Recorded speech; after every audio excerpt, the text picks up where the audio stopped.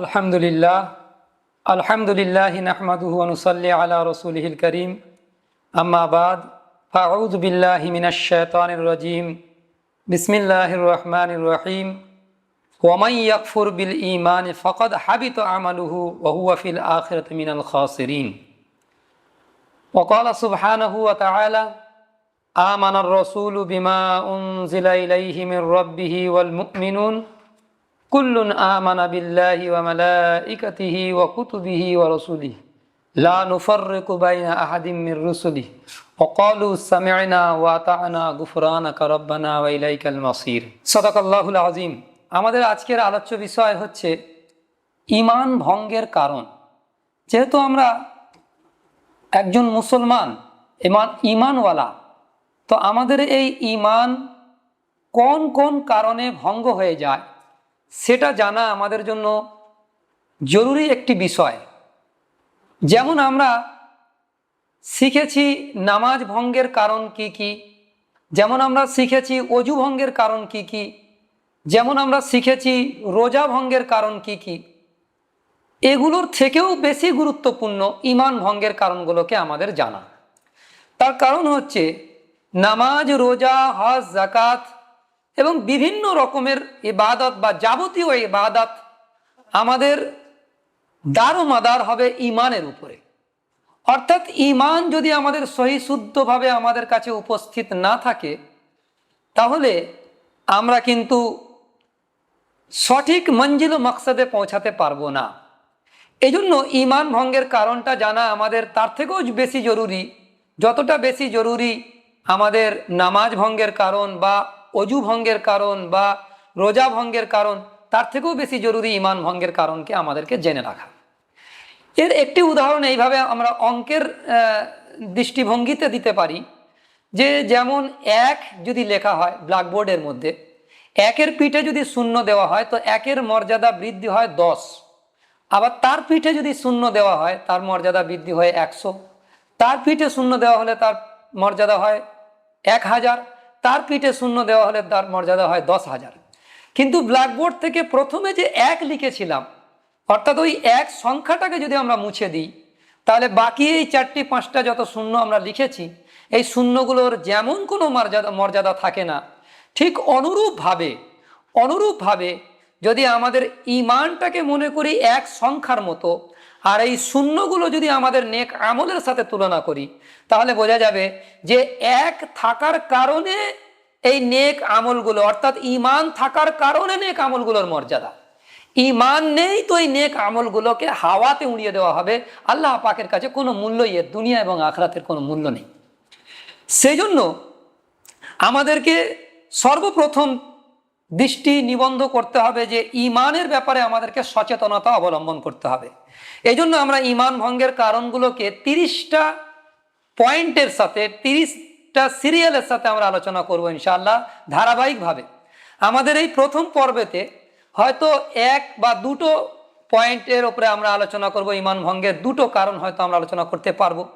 বাকিগুলো আমরা পরবর্তীতে ইনশাআল্লাহ তাআলা আপনাদের সামনে উপস্থাপন করব। কিন্তু এই ঈমান ভঙ্গের কারণ সমূহগুলো আলোচনা করার উদ্দেশ্য কি? উদ্দেশ্য কিন্তু এটা নয় যে কেউ কেউ মনে করে থাকতে পারেন যে কেউ কেউ কুফরি নিয়ে আলোচনা করাকে এই জন্য ভয় করেন যে আমরা হয়তো কাফের হয়ে যাব বা লোককে কাফের বানাবো, এরকম কোনো উদ্দেশ্য নয়। বরং কাউকে কুফরির ফতোয়া দেওয়া আমাদের উদ্দেশ্য নয়, কেউ কাফের হয়ে গিয়েছে এটাকে প্রমাণ করা আমাদের উদ্দেশ্য নয়।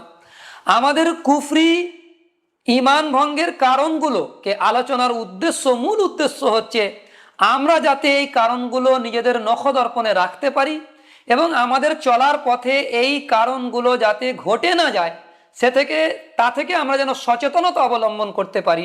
এই জন্যই আমাদের এই আলোচ্য বিষয়গুলো থাকছে যে আমাদের ঈমান ভঙ্গের কারণগুলো আলোচনা এই জন্য করা হচ্ছে, যাতে করে আমরা এই ঈমানের সতেজতা এবং ঈমানকে মজবুত রাখার জন্য যে সমস্ত কিছু ঈমানের পরিচর্যা দরকার আছে, যাতে ঈমান আমাদের অজান্তেই ভঙ্গ না হয়ে যায়, আমাদের অজান্তেই যাতে কুফরি কালাম আমাদের মধ্যে থেকে, কোনো কুফরি কথাবার্তা বা কাজ আমাদের মধ্যে থেকে অজান্তেই প্রকাশ না পেয়ে যায়, সেজন্যই আলোচনা।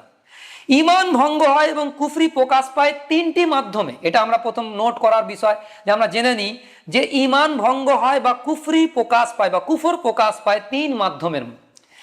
একটা হচ্ছে আকীদা বিশ্বাসের ক্ষেত্রে, অর্থাৎ বিশ্বাসগত দিক থেকে যদি কোনো ভ্রান্ত আকীদা এবং ভ্রান্ত বিশ্বাস যদি আমরা লালন করি, তাহলে আমাদের কুফরি প্রকাশ পেতে পারে এর মাধ্যমে। দ্বিতীয়, আমাদের কথার মাধ্যমে, মানে উক্তির মাধ্যমে এমন কোনো কথা আমরা যদি বলি যার মাধ্যমে কুফরি প্রকাশ পেতে পারে, এটাও একটা কুফরির কারণ হতে পারে। 3 নম্বর হচ্ছে আমাদের কাজকর্ম। আমাদের কর্মগত দিক থেকে এমন কোনো কাজ বা কর্ম যদি আমরা করি যার মাধ্যমে আমাদের এই কর্মটা কুফরির দিকে নিয়ে যায়, তো সে থেকেও আমাদেরকে বেঁচে থাকা দরকার। অর্থাৎ মৌলিক এই তিনটি মাধ্যমে আমাদের ঈমান নষ্ট হয়ে যেতে পারে। আরেকবার আমরা এটাকে পয়েন্ট নোট করাতে চাইছি। আকীদা বিশ্বাসের ক্ষেত্রে 1 নম্বর, 2 নম্বর কথা ও উক্তি, 3 নম্বর হচ্ছে কাজ ও কর্মের ক্ষেত্রে আমরা এমন কোনো কাজকর্ম করে ফেলি যার মাধ্যমে আমাদের ঈমান সালব হয়ে যায়। এখন আমরা আলোচনা করব যে প্রথম ঈমান ভঙ্গের কারণ হচ্ছে 1 নম্বর কারণ। 1 নম্বর পয়েন্ট আমরা এই জন্য করছি যে আমরা সিরিয়াল ভাবে 30টা কারণ আমরা উল্লেখ করব ইনশাআল্লাহ তাআলা। ওমা তৌফিকি ইল্লা বিল্লাহ আলাইহি তাওয়াক্কালতু ওয়া ইলাইহি উনীব। তো ওই জন্য আমরা প্রথম কারণ হিসাবে যেটাকে বেছে নিচ্ছি সেটা হচ্ছে ইসলাম ত্যাগ করা বা মুরতাদ হয়ে যাওয়া। ইসলাম ত্যাগ করে অন্য কোনো ধর্ম গ্রহণ করা কিংবা কোনো ধর্মই গ্রহণ না করা, কোনো ধর্মই না মানা, যেমন খ্রিস্টান বা ঈসাই মুসলিম হওয়া, অথবা অদৃশ্য বস্তুকে না মানার কথা বলে আল্লাহ তাআলাকে বিশ্বাস না করা, প্রকৃতিবাদী বা নাস্তিকতাবাদী আমরা এইরকম কোনো বিশ্বাস যদি লালন করি তাহলে আমরা ইসলাম থেকে বেরিয়ে যাব, আমরা মুরতাদ হয়ে যাব। আচ্ছা, এর ব্যাখ্যা হচ্ছে এটা, পরিভাষায় এটাকে ইরতিদাদ বা মুরতাদ বলা হয়। আর মুরতাদ 2 প্রকারের হয়, মুরতাদ 2 প্রকারের হয়ে থাকে। প্রথম প্রকার হচ্ছে যে নিজের ইরতাদ হওয়া এবং ইসলাম ত্যাগের ঘোষণা দিয়েছে, সে প্রকাশ্যে ঘোষণা দিচ্ছে যে আমি ইরতিদাদ এখতিয়ার করেছি বা মুরতাদ হয়ে গিয়েছি। এটা একটা ক্যাটাগরি মুরতাদের। দ্বিতীয় ক্যাটাগরি হচ্ছে যে ইরতিদাদমূলক তথা নিশ্চিত ঈমান নষ্ট এবং ভঙ্গ হয় এমন কোনো কুফরি করার পরেও নিজেকে মুসলমান দাবি করে অথবা মুসলমানের বেশভূষা ধারণ করে, কিন্তু সে নিশ্চিত এমন কোনো কথা, কাজ এবং বিশ্বাসগত দিক থেকে এমন কিছু বিষয় সে অবলম্বন করেছে যার মাধ্যমে তার কুফরি হওয়াটা নিশ্চিত হয়ে যায়, কিন্তু সে নিজেকে মুসলমান বলে দাবি করছে এবং সে মুসলমানদের মতো বেশভূষা ধারণ করছে। এই দ্বিতীয় প্রকারের মুরতাদকে মুনাফিক বা জিন্দিকও বলা হয়। এই দ্বিতীয় প্রকারের মুরতাদকে মুনাফিক এবং জিন্দিকও বলা হয়। দ্বিতীয় প্রকারের ব্যাপারে মুফতি মোহাম্মদ শফি সাহেব রহমতুল্লাহি তাআলা আলাইহি তিনি তার জাওয়াহিরুল ফিকহ কিতাবের মধ্যে 1 নম্বর খণ্ড 130 নম্বর পৃষ্ঠাতে এই আলোচনাটা এইভাবে নিয়ে এসেছেন যে এ প্রকারেও সর্বসম্মতভাবে মুরতাদ হয়ে যাবে যদিও সে এই একটি বিধান ছাড়া ইসলামের অন্যান্য সমস্ত বিধানকে দৃঢ়ভাবে গ্রহণ করে। মানে কোনো একটি বিষয়ে কুফরি করেছে, সে একটি বিষয়ে সে ইরতিদাদ অবলম্বন করেছেন, কিন্তু বাকি সমস্ত বিষয়ে সে দৃঢ়তার সাথে অবলম্বন করেছে এবং ধারণ করেছে, তথাপি সে কিন্তু মুরতাদ হয়ে যাবে, এতে কোনো সন্দেহ নেই।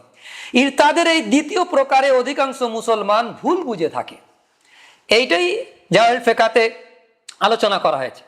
এরপরে যে এই ইরতিদাদের যে বিধান অর্থাৎ মুরতাদের যে বিধান, এই বিধান সম্পর্কে আমরা জানতে পারি কোরআনে পাক থেকে, যেটা কোরআনে পাকের সূরা বাকারার যেটা 217 নম্বর আয়াত, ওমাই ইয়ারতাদিদ মিনকুম আন দীনিহি ফায়ামুত ওয়া হুয়া কাফিরুন ফাউলাইকা হাবিতাত আমালুহুম ফিদ দুনিয়া ওয়াল আখিরাহ আউলাইকা আসহাবুন নার হুম ফিহা খালিদুন। এই আয়াতের মধ্যে স্পষ্ট বলা হয়েছে যে তোমাদের মধ্যে যারা মুরতাদ হয়ে কাফের অবস্থায় মারা যাবে তাদের দুনিয়া আখিরাতের সকল কাজ বরবাদ হয়ে যাবে এবং তারা চিরস্থায়ী চিরকালের জন্য জাহান্নামে অবস্থান করবে। রাসূল করিম সাল্লাল্লাহু তাআলা আলাইহি ওয়াসাল্লামের একটা ইরশাদে মুবারক এইভাবে এসেছে, যার মানে এরকম, যে ব্যক্তি ইসলাম ছেড়ে দেবে তাকে তোমরা হত্যা করো। অর্থাৎ কোনো ইসলামী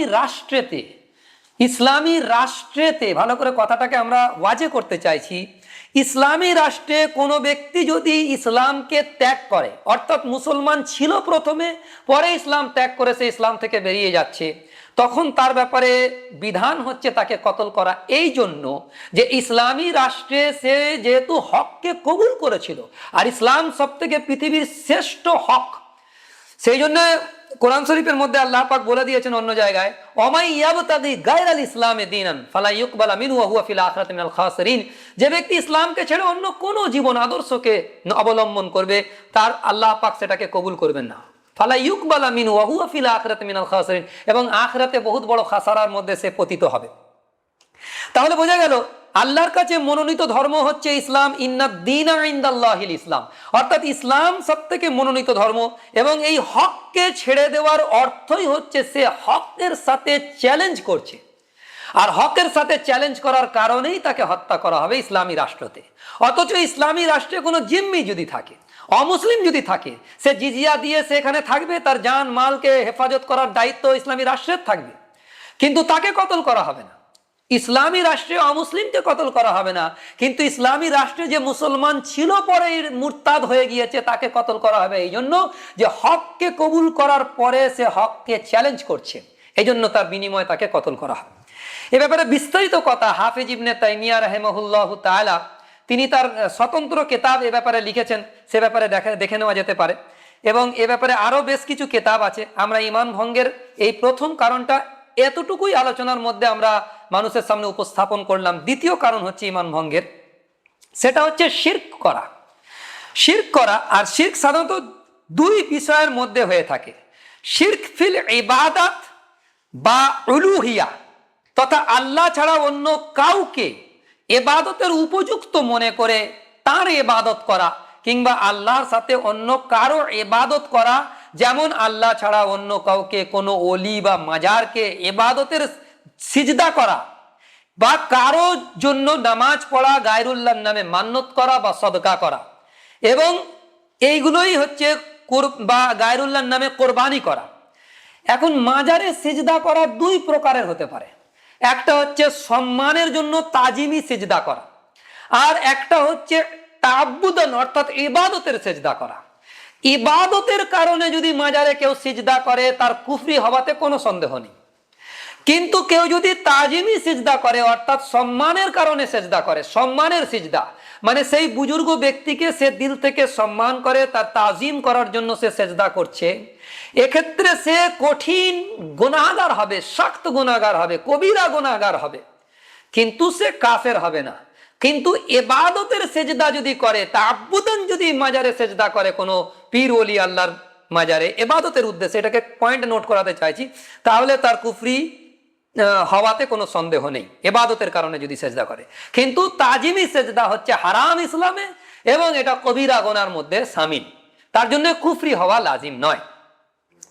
শিরক ফির রুবুবিয়াতের ক্ষেত্রে, তথা এমন কোনো বিশ্বাস পোষণ করা বা কাজ করা যা তৌহিদ পরিপন্থী, যেটা দ্বিতীয় প্রকারে আসছে, যেন কেন আমরা শিরক ফিল ইবাদত বা উলুহিয়া ক্ষেত্রে আমরা ব্যাখ্যা করে এসেছি। আর শিরক ফির রুবুবিয়াত এমন কোন বিশ্বাস পোষণ করা বা কাজ করা যা তৌহিদ পরিপন্থী হয়, যেমন আল্লাহ তাআলার সঙ্গে কাউকে শরীক করা, আল্লাহ ছাড়া অন্য কাউকে রিজিক দাতা বা সন্তান দাতা ইত্যাদি বিশ্বাস করা। যেমন আল্লামা তাফতাজানী রহমাতুল্লাহি তাআলা আলাইহি তিনি তার কিতাব শারহুল আকিদাতুন নাসাফিয়ার মধ্যে পৃষ্ঠা নম্বর 152 নম্বর পৃষ্ঠাতে তিনি নকল করতেছেন, শিরক হলো প্রভুত্বের মধ্যে কাউকে শরীক করা, অর্থাৎ অগ্নি পূজকদের মতো অন্য কিছুকে প্রভু মনে করা, অথবা মূর্তি পূজকদের মতো অন্য কাউকে ইবাদতের উপযুক্ত মনে করা।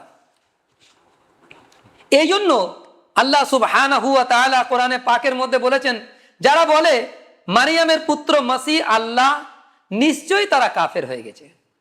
অর্থাৎ লাকাদ কাফারাল্লাযীনা ক্বালু ইন্নাল্লাহা হুয়াল মাসিহ ইবনু মারিয়াম, এই কথাটা যারা বলে, এখানে পরিষ্কার করে দিয়েছেন আল্লাহ পাক মসিহ, অথচ মসিহ আলাইহিস সালাতু ওয়াস সালাম তিনি বলেছিলেন যে হে বনি ইসরাইল, আল্লাহর ইবাদত করো যিনি আমার এবং আমারও প্রতিপালক এবং তোমাদেরও প্রতিপালক।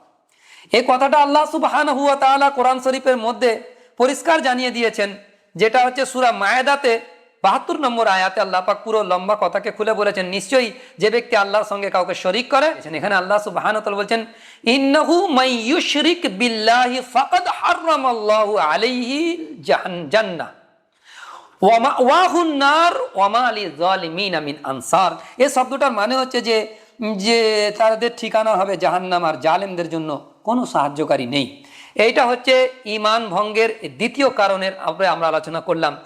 তৃতীয় কারণ হচ্ছে ঈমান ভঙ্গের, সেটা আমরা আগামী ভিডিওতে আলোচনা করব ইনশাআল্লাহ, যেটা থাকবে ঈমান ভঙ্গের তৃতীয় কারণ কোনো পীর, ওলি বা মাজারকে বিশেষ ক্ষমতার অধিকারী এবং লাভ ক্ষতির মালিক মনে করে সাহায্য চাওয়া।